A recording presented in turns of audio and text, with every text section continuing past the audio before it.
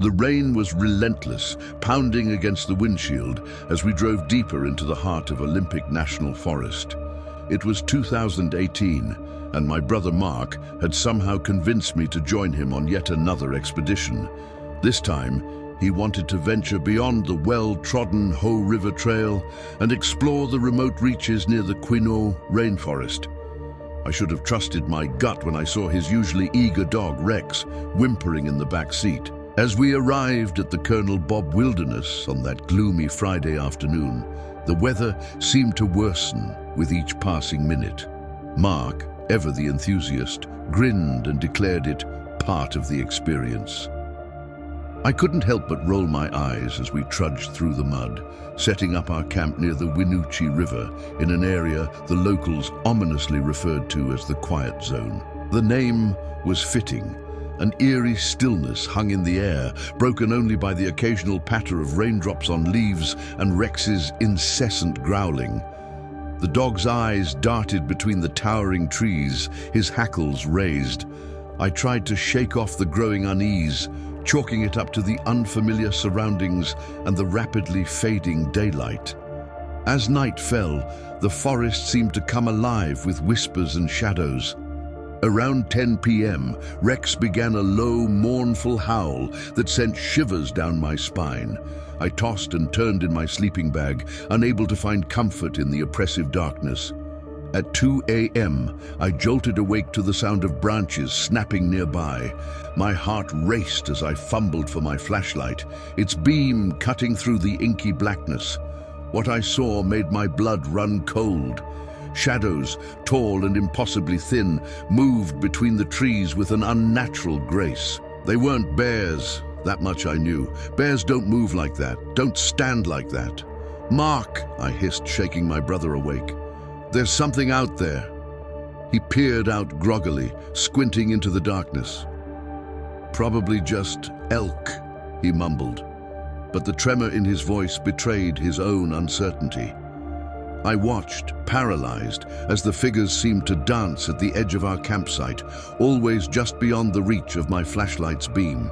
They moved with purpose, in formation, like silent sentinels guarding some ancient secret of the forest. When dawn finally broke, casting a pale light through the misty canopy, we emerged from our tents to find strange footprints circling our camp. They looked almost human, but wrong. The toes were elongated, and there were only 4 on each foot. Mark tried to laugh it off, suggesting it was some kind of prank by other campers. But his laughter sounded hollow in the oppressive silence of the Quiet Zone. Against my better judgment, we decided to stay another night. It was a decision that would haunt me for years to come. The second night started much like the first, with an unsettling calm that set my nerves on edge. Rex huddled close, his eyes wide and alert. Around 3 a.m., a rhythmic knocking began, like someone or something tapping on the outside of our tents. It started softly at first, then grew louder, more insistent. Rex whimpered and burrowed deeper into the sleeping bags. Heart pounding, we unzipped the tent flaps and stepped out into the night. What we saw defied explanation. Lights, not flashlights or lanterns, but glowing orbs danced between the trees. They moved with intelligence, weaving intricate patterns in the air before disappearing into the mist. We stood there, rooted to the spot, until the first light of dawn began to creep over the horizon. As the forest slowly came into focus, a new horror revealed itself. Hanging from the branches in a perfect circle around our campsite were dolls. Not store-bought playthings, but crude figures fashioned from twigs, moss, and forest debris. Each one had a face crudely drawn with charcoal, and every single one was turned to face our tents. That was it. We'd seen enough. Without a word, we began throwing our gear into our packs, leaving behind anything we couldn't quickly grab. Rex didn't need any encouragement, practically dragging us down the trail in his eagerness to escape. As we stumbled our way back to civilization, we encountered an old hunter making his way up the path. He took one look at our pale faces and shook his head knowingly. "You camped in the wrong spot, boys," he said. his voice gravelly with age and wisdom. This part of the forest, it doesn't like visitors.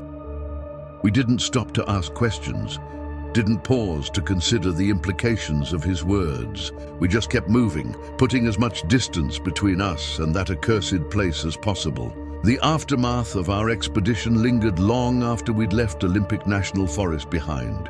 Rex developed a permanent aversion to wooded areas, trembling uncontrollably at the mere sight of dense trees. The photos we'd taken during our trip showed anomalous shadows lurking at the edges of the frame, figures that hadn't been visible to the naked eye. As for me, I never set foot in Washington State again. The memories of those 2 nights in the quiet zone were enough to keep me away from any forest for a long, long time. Looking back now, I can't help but wonder about the things we saw, the things we heard. Were they real? Some trick of light and shadow, amplified by our fear and isolation? Or was there something truly otherworldly lurking in the depths of Olympic National Forest? I don't have answers, only a warning for those who might follow in our footsteps. If you plan to camp in Olympic National Forest, stick to the marked trails and designated campsites, because some parts of that forest, well, some parts just weren't made for humans. The wilderness holds secrets, ancient and powerful. It's a place of beauty and wonder, but also of danger for those who venture unprepared or unwelcome. As I sit here years later, I can still hear the whispers of the trees, feel the weight of unseen eyes upon me. So heed my advice, fellow adventurers. Respect the forest. Listen to the warnings of those who know it best, and if you find yourself in a place where the silence speaks louder than words, where shadows move against the wind, and where the very air seems charged with an otherworldly energy, don't ignore your instincts. Pack up your gear, gather your courage, and get out while you still can. Because in the depths of the wilderness, there are things beyond our understanding, forces that don't take kindly to human intrusion. And sometimes, the most terrifying monsters are the ones we can't quite see, lurking just beyond the edge of our perception, waiting for the moment we let our guard down. Stay safe out there, and remember, not all who wander are lost, but some places are best left unexplored.